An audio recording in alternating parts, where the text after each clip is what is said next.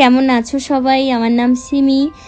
প্রথম ইন্ট্রোডাকশন ভিডিওটা কেমন হয়েছিল সবাই কমেন্টে জানিও, কেন কি তোমাদের কমেন্ট পড়েই আমি বুঝতে পারবো যে আমার কোথায় কোথায় ভুল আছে বা কোনটা কোনটা ঠিকঠাক হচ্ছে না সেগুলো বুঝতে পারবো।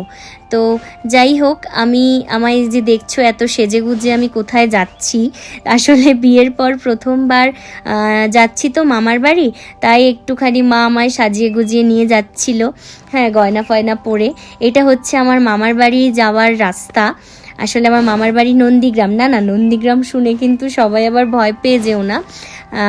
হ্যাঁ, একটা সময় একটুখানি খারাপ হয়েছিল ওখানে, কিন্তু এখন প্রপার সব ঠিকঠাক। আসলে দাদুভাই WBSEDCL-এ চাকরি করতেন, তো চাকরির রিটায়ারমেন্টের পর দাদুভাইয়ের গ্রামের বাড়িতে গিয়েই বাড়ি করেছেন, তো সেজন্য ওখানেই সবাই সেটেলড। খুব সুন্দর পরিবেশ চারপাশে। হ্যাঁ, এই ফোনে গল্প করতে করতে আসলে আমি শ্বশুরবাড়িতে ফোন করেছিলাম, সেই সময় ফোনে গল্প করতে করতে পৌঁছে গেলাম মামার বাড়িতে। এটা হচ্ছে মামার বাড়ির ওখানের বাজার ক্রস করলেই মামার বাড়ি। পৌঁছে গেছি কথা বলতে বলতে। সেই গ্রামের যে একটা অদ্ভুত মনোরম সৌন্দর্য, সেটা হয়তো কোনো কিছুর সাথেই সমতুল্য নয়। আর মামার বাড়ি, সেই ছোটোবেলা থেকে যে মামার বাড়ি শুনলেই যে একটা আনন্দ, সেটা মনে হয় শেষ দিন অবধি থাকবে সেই আনন্দ, যে মামার বাড়ি যাচ্ছি। যাই হোক, এটাই যে মামার বাড়ির পথে অলরেডি চলে এসেছি। তো দাদুভাই, দিদুন সবাই মোটামুটি ঘন্টা দেড়েক ধরে ফোন করছে, কত দূরে। হ্যাঁ, দিদুন আজও সেই ছোটোবেলা থেকে দেখছি, আজও সেই গেটের সামনে এসে দাঁড়িয়ে থাকে। এই যে দেখো দাঁড়িয়ে রয়েছে। হ্যাঁ, অ্যাজ ইট ইজ সেরমই একই। আসলে দিদুনের শরীরটা একদম ভালো নয়, আমার বিয়েতে আসতে পারেনি। বিয়ের পর আমাকে এরমভাবে দেখে খুব ভালো লাগছে। তো মামার বাড়িতে ঢুকে কিন্তু প্রথমেই আমাদের যেটা করতে হয় সেটা হচ্ছে গোপালকে একটু গিয়ে প্রণাম করতে হয়। তো আমি সেটাই করছিলাম। অনেক দেরি হয়ে গেছে, 1:30 বেজে গেছে। মামা বাড়িতে খুব টাইম পাংচুয়াল, সবাই 12টার মধ্যে লাঞ্চ করে নেয়। 1:30 বেজে গেছে, তো সোজা এসেই হাত মুখ ধুয়েই খেতে বসে পড়েছি। হ্যাঁ, শাড়িটাও ছাড়িনি। তো অনেক খাবার দাবারের আয়োজন ছিল। মাম্পু আমরা আসবো বলে অনেক খাবার দাবার করেছিল, ফ্রাইড রাইস, চিলি চিকেন। এই অল্প এদ্রু খেয়েই আমরা একদম মেন কোর্সে বসে গেছি। বর তো ফ্রাইড রাইস, চিলি চিকেন একদম খেতে পছন্দ করে না। হ্যাঁ, এই দেখো, যেরকম ফ্রাইড রাইস, যেরকম ভাজা ভুজিও খেতে একদম পছন্দ করে না। এই দেখো তোলা শুরু করে দিয়েছে, একটা করেও তুলতে থাকবে।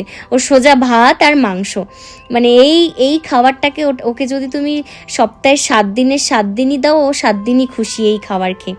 কিন্তু মাম্পু আমরা আসবো বলে অনেক রান্না করেছিল, মাছ, মাটন, মাছের টক, 5-7 রকমের ভাজা, চিংড়ি মাছ, অনেক কিছু রান্না করেছিল।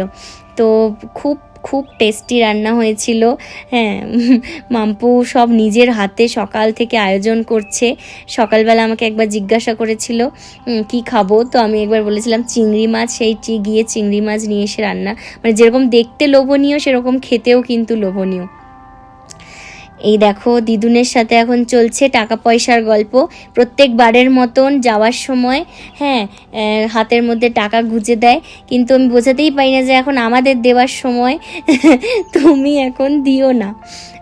তো খাওয়া দাওয়া সেরে নিচে নেমে এসেছি।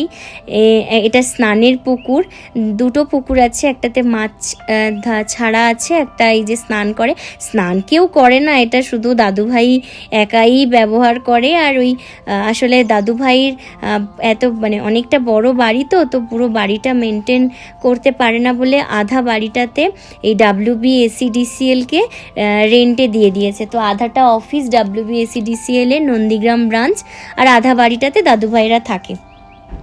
আচ্ছা, এখন ভাবছো যে আমরা কোথায় যাচ্ছি। আসলে আমার 2 দাদু, ছোট দাদু, বড়দাদু। তো বড়দাদুর বড়দাদুর বাড়িতে আসা 2 দাদুর বাড়িতেই কিন্তু অ্যাটেন্ড করতে হয়।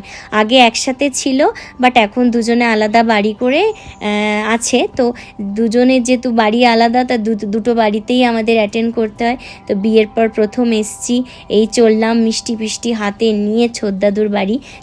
এটা আরেকটু গ্রামের ভেতরে। বড়দাদুর বাড়িটা যেরকম একদম হাইওয়ের ওপরে, ছোটদাদুর বাড়িটা একটু ভেতরে। হ্যাঁ, এই এনজয় করতে করতে গ্রামের সমস্ত দৃশ্য দেখতে দেখতে যাচ্ছি, বরকে দেখাচ্ছি এই মাছ, এটা এই নেটটার মধ্যে মাছ ধরা হয় কিভাবে, সেটা কিভাবে ওখানে স্টোর করে রাখা হয় মাছগুলো, সেগুলো দেখাচ্ছি।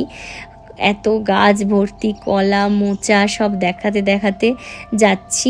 এই দেখো যেতে যেতে একটা মাছরাঙা পাখি দেখতে পেয়েছিলাম, ওকে বললাম একটু ক্যাপচার করো, কি সুন্দর দেখো।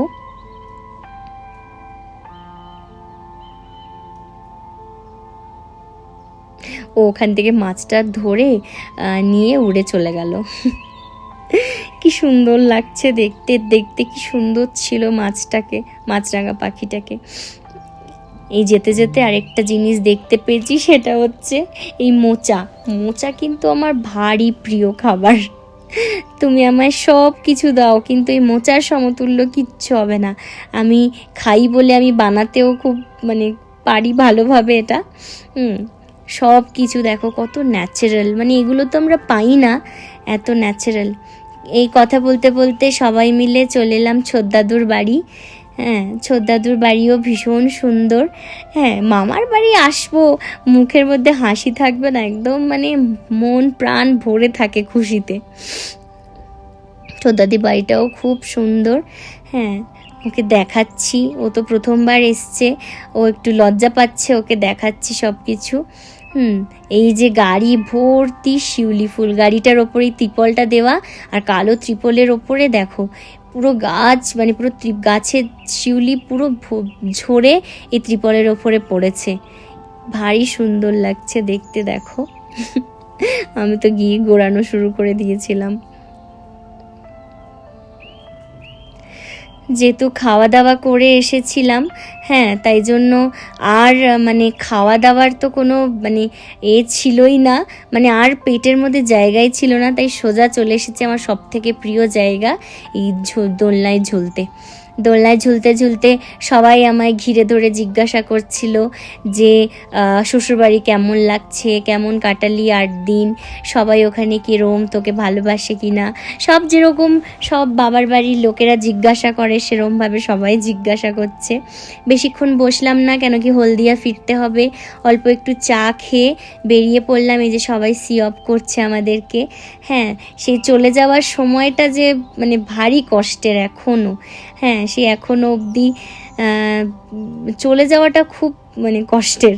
তো বড়দাদুর বাড়িতে এসে ব্যাগ ফ্যাগ নিয়ে বেরোবো বলে এলাম, এই পেছনের বাগানটা একবার দেখাতে এলাম। এইটা আসলে এই পুকুরটায় মাছ চাষ করা হয়। হ্যাঁ, চাষ ওই দাদুভাইরাই খায়, সেইটুকু মাছই ছাড়া হয়। আর এই যে বাগান ভর্তি দাদুভাই ফুলকপি ওলকপি লাগিয়েছে। যাই হোক, দিদুন তো ব্যাগ ভর্তি করে জিনিস দিয়ে দিয়েছে আমার জন্য। তো সবাইকে বাই বলে এবার বেরোলাম। তো কেমন লাগলো তোমরা সবাই জানিও। প্রথম ব্লগ করছি, সবটা হয়তো ভালো হবে না। টাটা বাই, ভালো থেকো সবাই।